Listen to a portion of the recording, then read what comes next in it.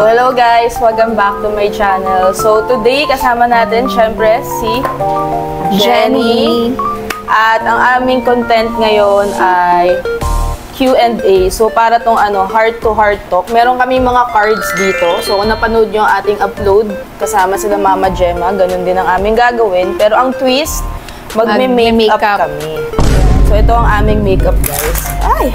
Yeah. Pero disclaimer lang, hindi po kami marunong ni Jenny mag-makeup. Ako din po, lalo na ako, hindi po ako... chamba lang. Yes, di po ako nagme-makeup talaga. So meron kaming guide dito kasi hindi kami marunong. So ito ang aming guide kung ano ang unang gagawin namin. So paano pala? Tig-isang question tayo or kung anong mabunot ng isa, sasagutin ng dalawa. Ikaw, pwede naman tig-isa na lang. Tig-isa na lang. So, para mas since hindi po kami nagme-makeup, share po kami sa mga makeup kasi hindi po kompleto. Ito, nagko-collection pa lang to ng makeup eh. Nung umuwi po si Shaira, nainggit kasi ako. So, nagpaturo ako sa kanya. Kaso lang, hindi pa rin po ako marunong. Kaya, hindi siya nagagamit. Kaya ngayon gagamitin namin. So, kada isang ilalagay natin. Sunscreen. Isang tanong. Okay, sige. Okay, so pick tayo kung sino mauuna. Isang fact.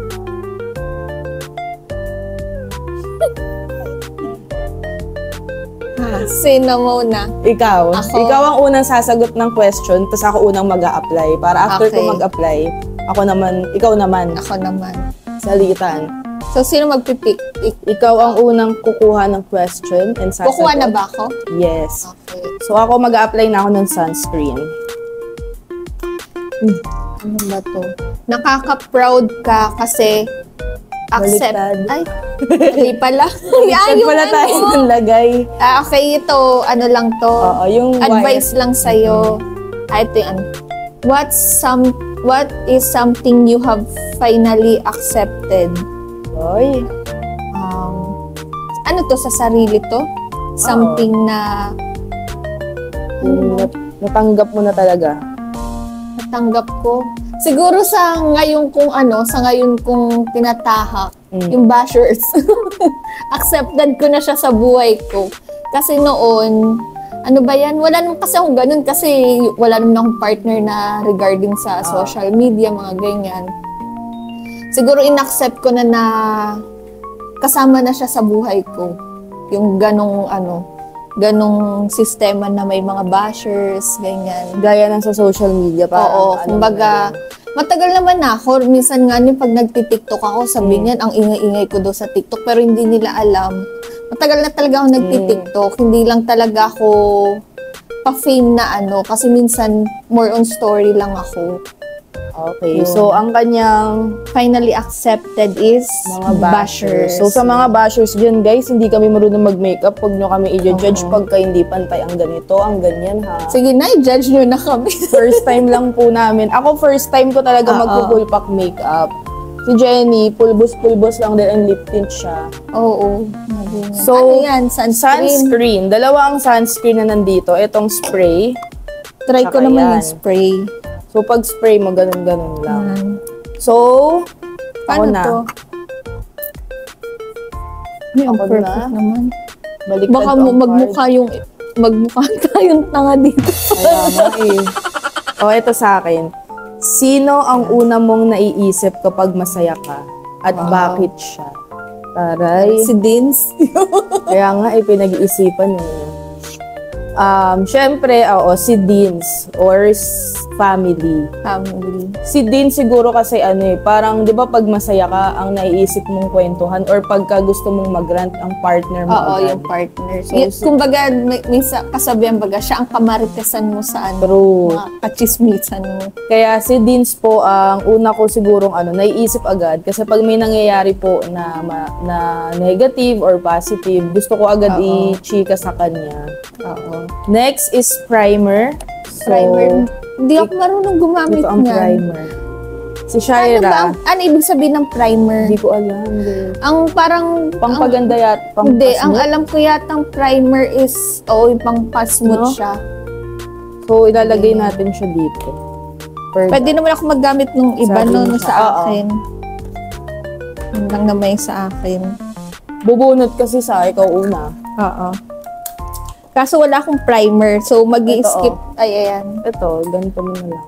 Ano? Ano yung gamitin? Wala, para lang Sige. siyang ang tawag dito? Moisturizer. Parang ganun lang yung lagay. Wait lang guys, ilalagay muna namin, nadidistract kami. Di ko din alam to kung paano guys, kasi nga, hindi naman kami master dito. Si Shaira po ang magaling mag-makeup. So kay Shaira ako nagpapaturo. Kaso wala si Shai. Ang gusto kong pag-aralan yung tungkil na tinatawag, yung parang yung dito. Ay, meron ako yung dito. Ayun. Touch move ba tayo? Pag nalagay na, bawal na burahin. Alam ko saan? Dun sa parang eyeliner? Oo. Eyeliner ba yun? Oo. Pwede, kaso maganda daw kasi pag ba yun, yung maglalagay ka, dapat perfect. Kasi minsan kumakalat, hindi nagmumukhang eyeballs na siya. Meron ngayon bago sa TikTok na igagawin mo lang siya, automatic na siyang Oo, yung mga Ay, ako ganun. muna ang bubunot ng tanong para ikaw ang next. Anong klaseng music ang lagi mong pinapakinggan kapag stress ka? Ay, Taray. ako worship songs. Worship songs. Pagka nai-stress ako ng bongga or parang ang gulo-gulo ng utak ko, yung parang lutang ako, yung hindi ako makapag-isip ng maayos. Pag ganun. Mga worship songs talaga. Gaya ng magbibigay ako ng isa, yung Goodness of God. Napakinggan mo na siya. Goodness of God. Oo, ang ganda niya. Parang ko na rin. Hindi ako magaling kasi sa title, pero sa mga pag First time ko siyang napakinggan nung nag-church po kami kila Kalingap Rab. So, nagandahan ako sa kanya and ayun na yung madalas ako yung favorite ko, Ocean. Ayun yung una kong favorite. Tapos nung narinig ko to, eto na. Yung Spirit, Lead Me. Oo, favorite ko din yun. So, your turn. Tapos na kami sa primer, guys, and sunscreen. Ano ang pinakamasakit na bagay na na-realize mo tungkol sa friendship? Pinakamasakit na bagay na na-realize mo tungkol sa friendship is yung na-realize ko na wag masyadong ma-effort sa friendship. Kasi na-realize ko may mga friendship kasing mga come and go lang. So ako kasi pag once na sa friendship ko kasi na-realize ko. Kaya ngayon, kaunti lang talaga yung friends ko. Talagang iilan lang. Wala pa yata sa 10 yung parang legit ko talaga na friends. May friends naman ako pero yung casual lang na, oy, hi, hello, ganun. Na-realize ko is yung masyado kasi akong pag once na nagustuhan ko yung isang tao, na-attach ako. Nag-e-effort talaga rin Mabilis ako. ka ma-attach. Oo. Tsaka mahilig ako mag-effort ng sa mga kaibigan. Ganun? Oo, minsan nga pag birthday nung kaibigan ko, hindi naman sa hinahandaan ko siya. Yung parang trinitreat ko na yung circle namin. Yung parang okay, sagot ko na to. Celebration niya, ganun. Oo. Yun. So, may na-experience ka bang di maganda sa sa friendship kaya biglang ganyan na ang mindset mo? Oo, marami na rin ako. Mahilig ako mang-cut ng friendship. Mabilis ka ma-attach pero mabilis ka rin mang-cut off. Oo, ganun yung ko. So, pero minsan hindi ko naman siya totally kina-cut off. Kumbaga naglalaylo naman ako. May mga ganong situation. Yung parang bira na lang ako maki-join sa kanila. Mga ganun. Foundation na yan? Foundation na tayo, girl. So, ang foundation ko is, BB cream. Ito foundation ba? Ito foundation ko din. Oo, foundation din siya. Ito kasi, hindi kasi mahilig sa foundation. Meron kasi mga foundation na ang bigat sa skin. Yung parang hindi siya lightweight. Oo, malagkit. Ito kay Shaira to, bigay niya sa akin. Galing Taiwan. So, may mga ganun nga din ako nakikita. Yung Skintific ba yun? Ay, oo. Maganda daw yun. Nagbumili ako nun sa TikTok. Sabi ko, ang ganda naman ito. Kasi nga, may mga pimple marks ako. Tapos may mga freckles ako. Nabubura siya. Kaso, oo nga, may freckles ka. Oo, ayun dito. Pag ganyan yung mga, pekas. So, trinay ko yun. Ang ganda naman. Kaso, pag whole day mo na siyang gamit, ang lagkit na parang ang bigat sa face, na parang kang naaagnas. Nagbubuo-buo. Oo. Tapos sabi rin sa akin ng mga friends ko, hindi daw pwedeng porkit maganda yung ganong foundation is bibili mo na. Kasi minsan daw pala, may mga foundation na hindi good para sa mga acidic na tao. Oo nga, depende daw, siya sa ano mo, Hindi skin daw type. good kung oily face ka. Meron daw mga foundation na pang oily face, mga ganyan. Hindi ko alam kung ang itsura na po namin dyan ay espasol sa camera. O ako na ang magsasagot Mga ganyan. habang si Jenny naman ay Makeup. Sa mga nagtatanong pala po na mga kalingap natin dyan kung bakit daw Jenny lang ang tawag ko kay Jenny. Yan. Na, ano Oo. lang po, actually sa lahat ng mga partner or naging partner ni Kalingap doon, ang tawag ko lang talaga sa kanila first name. Kasi First name. ayoko yung ma-feel na parang ano, yung kasi pag may ate or kuya. Parang ating masyado. Parang medyo may hiya ka or awkward, Oo. maiilang. Kasi syempre parang, kaya tinatawag ko lang ng first name para kahit Pero na super lang close siguro kami. kung 10 years naman yung Ay, oo. agwat. Unti lang naman pong agwat ng age namin ni Jenny. Oo. 4 years? 4 years. 4 mga years ganyan. lang. Kaya, ganun din si Deans, tawag niya kay Kuya, Dan lang. Kasi para hindi kami magkailangan, as in, close na close, parang magkaibigan lang talaga. Katulad yung sister ko, yung sumunod sa akin, tapos yung sumunod dun sa kapatid kong babae. Ang agwat lang nila is 1 year yata or 2 years.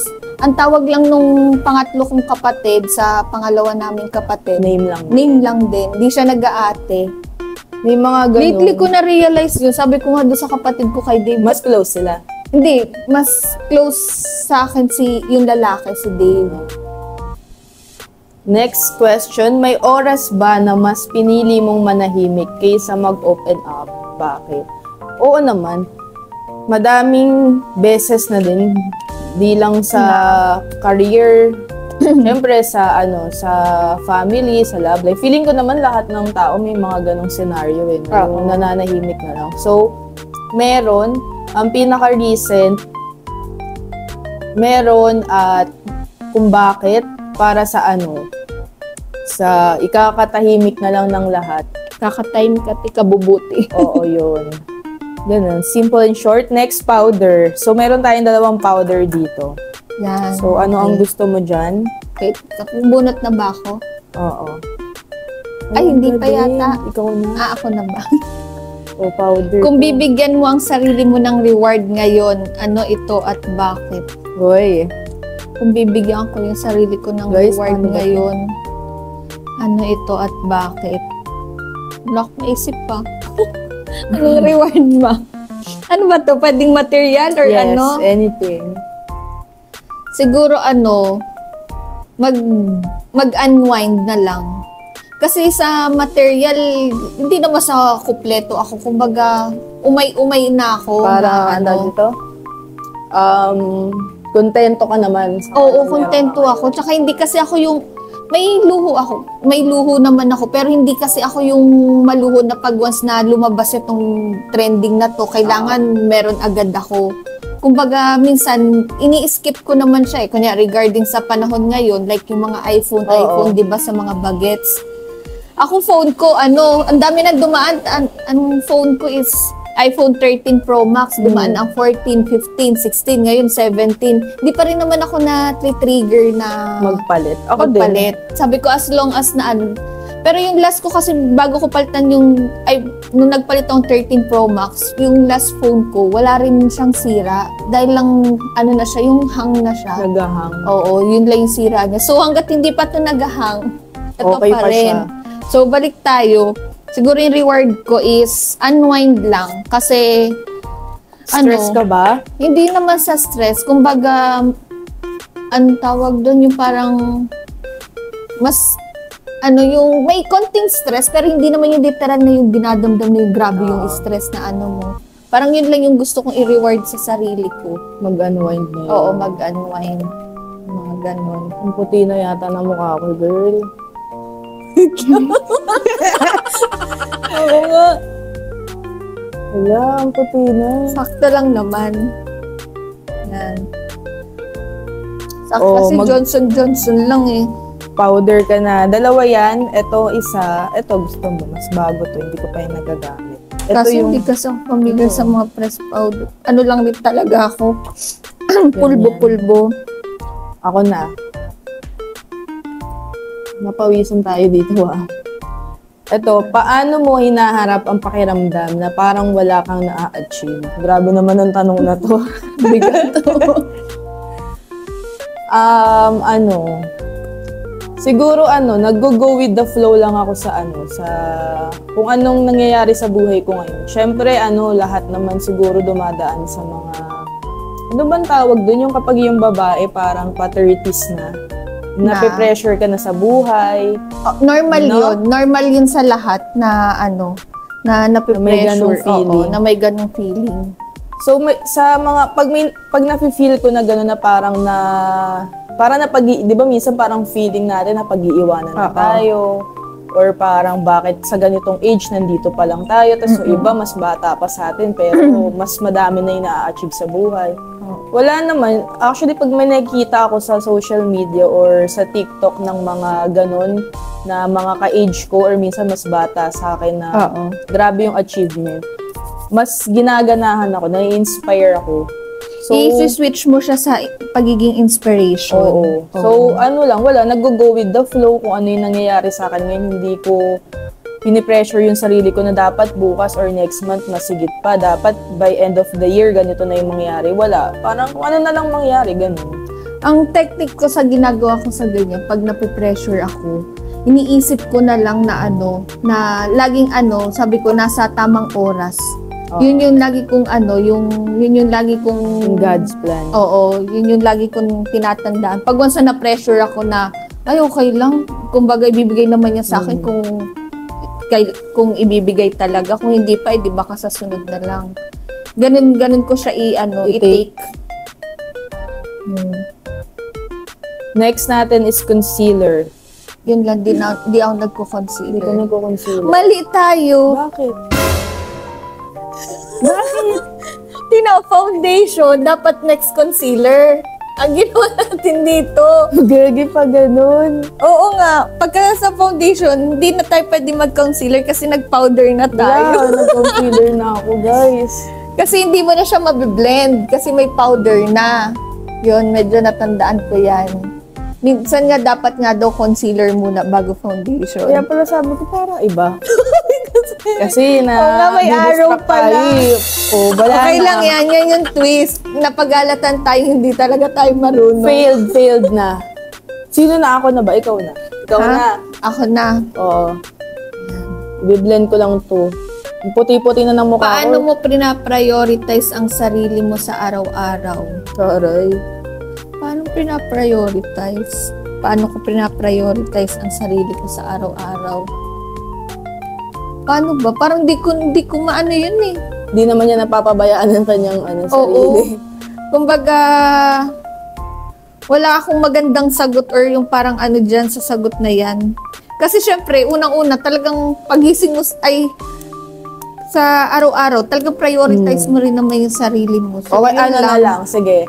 Kunyari, sa pagdating na lang sa love, paano mo mas pina-prioritize yung sarili mo? Kasi di ba yung iba sobrang 100% ginigive sa partner. Ikaw ba ganun ka or hindi naman? Hindi ako ganun. 50-50? Oo, pero dumating rin naman ako sa point na mas, yun yung talagang hulog na hulog, yung ganun. So, tsaka feeling ko, dumadaan talaga sa ganun. Kasi kung hindi mo daw pagdadaanan yung mga ganung bagay, hindi ka magmamatured, tsaka hindi ka matututo.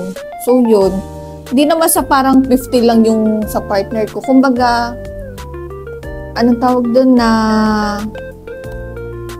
kailangan meron din para sa sarili ko. Hindi lahat nakabuhos yung pagka siguro yung mga sweetheart, yung mga high school pa or yung mga first may first mga time iyakan moment, naranasan ko yun, yung umiiyak-iyak. Yun ganun. Parang kala mo desperada na. Oo, yung kala mo ikaw na forever. May mga ganyan. Kung wala ka na makikitang iba.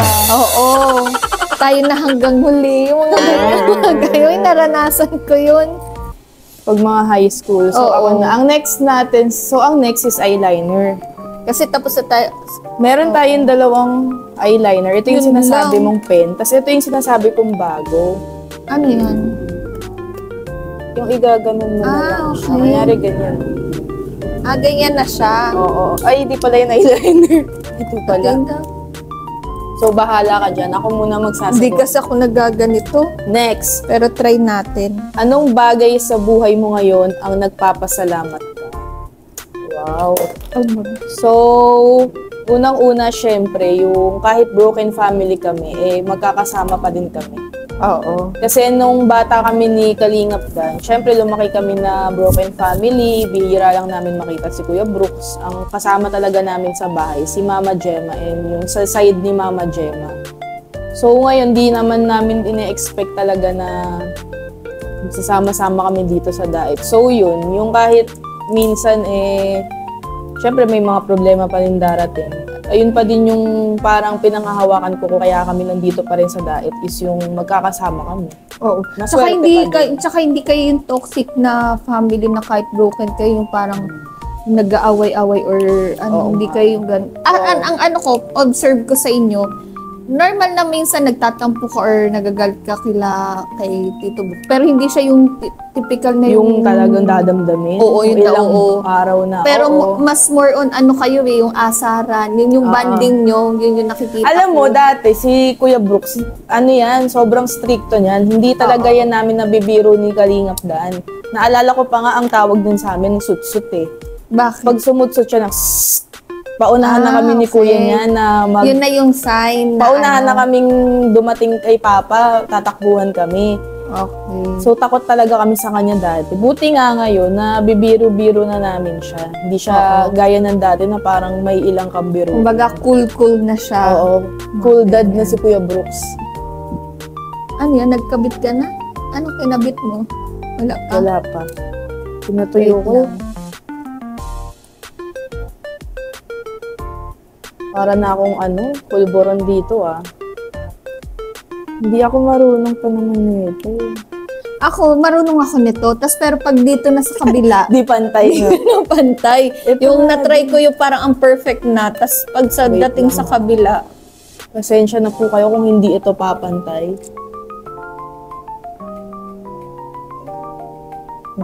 tulad niyan. Diba? May ano na. Di niya tayo nakikita pero ayan mali. No? Yung pababa yung singkit mo. Bahala na. Okay na yan. Okay na yan. Wala, tignan mo.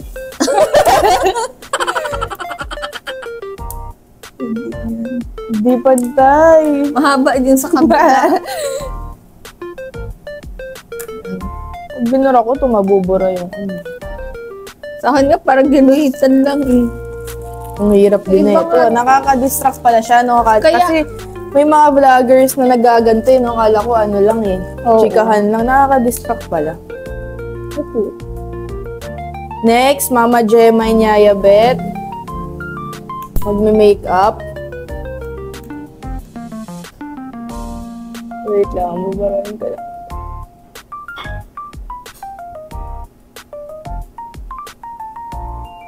Diba nang Ang hirap naman ito. Okay na yan.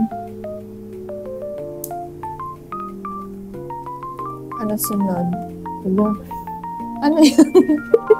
Wala, hindi ito parehas ng ang dirt na ito. Sabi daw yung mga dark, yung dito daw yan sa mga parang pang contour. Ikaw pwede na ang mo sasagot, gamitin. ha? Ako na ba bubunot? Yes. Dito na lang natin lagay. Sayang. Ano ang isang pangarap mo noon bilang bata na gusto mo pa rin matupad hanggang ngayon? Ano ang isang pangarap mo noon bilang bata na gusto mo pa rin matupad hanggang ngayon? Wala naman siguro. Taray. Taray, no? Natupad na lahat. Matupad na lahat. Siguro ano bang isang pangarap? Isang pangarap noon. Yun ako, hindi talaga pantay. Wala naman. Wala. Hindi naman sa natupad. Kumbaga, Kontento ka kontento na ako. Okay na ako. Okay na ako sa kung ano ako ngayon. Wow. Yun naman. Kasi pangarap ko noon, ano yun yung maging fashion designer. Kaso, kontento na ako kasi may idea na ako sa ganun, yung parang kaya ko naman siyang i-apply sa sarili ko. Pero hindi ko siya gagawing take na yun yung gagawin kong business. Kasi nga, parang malabo naman kasi kailangan license ka talaga. So, kahit pa paano, sa tulong ng internet, ng social media, Doon na yan, lang. oo, nagkakaroon ako ng knowledge regarding sa ganun. Mascara ang next. Ito ang mascara. Okay, ako muna ang bubon. Diyan na si, Diyan ano, na siya, guys. Kalingap Ang Dan. sakit sa ulo ni Jenny, nandiyan na po. Panganay na. Ang panganay niya. Okay, next. Ano ang pinakamalaking pagsubok na nalampasan mo sa isang relasyon? Ano ba Ang yan? ganda naman ang mga nakukuha mo Puro kayo sa akin. relationship. So, siguro sa naging relasyon ko naman sa lahat, no? Oo. Sa partner to, di ba? Ano yun? Tama. Ano ang pinakamalaking pagsubok na? Oo. Minsan parang may mga Pwedeng- general so, ex. din eh. Kunya, Pwedeng ex, pwedeng present. So, siguro yung yung in general mo lang nasagot na normal sa sa kahit lahat. anong relasyon. Oo. Sige. Siguro, kung in general, yung betrayal. Taray! Aray. Betrayal or yung yung pangtatraidor. Kasi, yun nga, syempre pagka medyo bata ka pa, madami ka talagang friends eh. No? Oo. So, pag mas madami kasi sa totoo lang, mas magulo. So, Pag based on ganon. my experience lang din, siguro sa... Paano naging magulo? Parang kunyari, example na lang, yung sa dati kong work, di ba, call center ako before. So, pag call center, kasi madami ka ring group of friends dyan eh. Kasi minsan, monthly o kaya every 3 months or every 6 months, nagpapalit-palit ng team. So, mapupunta ka sa iba't ibang team, ganyan. So, dumadami yung group of friends mo. Kasi yung dati mong friends sa Malawak dati mong talaga team, siya. o friends mo pa rin naman. So, pagka ganun kasi na sobrang dami na rin taong nakapalibot sa'yo, na akala mo syempre yung iba totoo. Pag ganun. So, may mga, yung typical na may mga traidoran o kaya... So, ibig sabihin, pag kunya, ganyan yung nangyayari sa'yo, mahilig ka maghingi ng advice sa mga friends mo? Hindi naman, kasi parehas tayo, mabilis ako ma-attach sa tao din. Okay. So, kapag kunyari, nakita ko lang na okay siyang kausap, masaya siyang kasama, na-attach na ako agad sa kanya, gusto ko na rin siya laging kasama, tas ma-effort din ako. Pag birthday niya, nagre-regalo talaga ako, nag-e-effort ako, ganyan. So, simula din nun, yung mga betrayal na na-experience ko, yung mga pagtatraidor, yung parang, yung typical na magugulat ka na lang, may issue pala siyang sinasabing ganito, tapos nagugulat ka na saan niya nakuha yun. Kapag ganon. Parang sa social media na lang din, yung, kunyari, meron kang kaibigan sa career mo ngayon, kasi magugulat ka na lang, iba pala yung pinapakita niya sa'yo, sa pinapakita niya sa social media para mas makahakot ng mga viewers or ng kung ano-ano. Mga ganun lang. Yung, siguro yung parang traidor, betrayal. Ako, ang technique kasi dyan, ako, di ba sabi ko sa'yo, mabilis Pati? akong... Pati ng mukha mabilis ako ma-attach sa mga friends. Oo. Ako kasi ang ginagawa ko, kunyari, may into relationship ako. Pag once na nagkakaproblema ako sa partner ko, hindi ako maraming sinasabihan. Kahit may circle ako, isa lang yung pinagkakatiwalaan ko Oo. doon. So, isa lang yung hinihingian ko ng advice. Tsaka, naging wise din kasi ako. Pag once na, isa lang yung sinasabihan ko ng top secret ko, hinihingi akong advice, or yung sinasabihan kong problema. Para pag once na kumalat yun, isa lang yung tao pupunteriyahin ko. Kaya medyo nagiging wise thinking ako Ako sa din, ganun. Ganun yung actually, gawa ko. Hindi rin ako pala share na dati. Pero habang tumatanda ka, totoo yung sinasabi nila Oo. na yung pag nagmamature ka, nag-grow ka, iba na din talaga yung thinking mo. Ako Oo. hindi lang din dahil dun. Pero ayoko kasi na, lalo na pag problema sa relationship, pag nalaman din kasi ng friends mo yun, syempre mag-iiba yung tingin nila sa partner Oo. mo, diba? Pero kahit doon sa pinagkakatiwalaan kong circle, hindi naman yung bawat problema namin ng partner ko, vocal agad ako. Pag hindi ko na kayang i-handle, Oo. na kailangan ko na ng advice, gano'n. Pero pag mga simple na, alam ko naman magkakaayos ulit naman kami, ba't ko pa Parang gusto kailangan? mo lang Oo. labas ng sama ng Ba't loob. kailangan ko pang minsan pag sa sobrang busy ko nun dati sa hindi, sa mga investment ko, sa business ko, minsan pag, alam mo yung dati yung past ko, yung pag nag-aaway kami, Oh. alam mo, wala na akong time makipag-away. Alam mo, ini-screenshot ko siya. Sinasend ko doon sa best friend ko. Sasabi ko, ikaw na daw gumawa ng isasagot ko dito. Ika-copy and paste ko na lang. Siya na nag-ano? Siya na nagko-construct ng isasagot ko. Kasi hindi kasi ako yung madramang tao. So, yung past ko kasi, ang drama niya. Yung, alam mo yung minsan long message, yung mga ganyan. Hindi ako mahilig yung magbasa talaga. Hindi naman sa dahil hindi ko siya mahal. Hindi ka ma-chat, ganun? Hindi ako ma-chat. Ano ka ba, ma-call? Or Ma-call personal? ako. Or yung parang, hayaan na, yung mga ganyan. Hindi ako yung parang more dramatic person. So, pag may ganong eksena, screenshot ko yan, sisend ko yan sa best friend ko. Sabi ko, gawan mo nga ako ng isasagot ko dito. At may ginagawa pa ako. So, yun para yung isasend mo na lang? Oo, isasend ko na lang. So, yun yung yun yung mga something funny na ewan na hindi ko maintindihan. Ikaw na. Ako na ba? Pakak, ang mascara. Saan ka humuhugot ng lakas kapag nahihirapan ka? First, kay God, syempre, as always naman. Second, kay Tiona. Ang ginagawa ko, second, sa anak, syempre, siguro pag nagkaroon ulit ako ng problema or sa anak talaga, tinititigan ko lang. Kasi minsan, pag nawawalan ako ng lakas ng loob or ba't may ka na dito?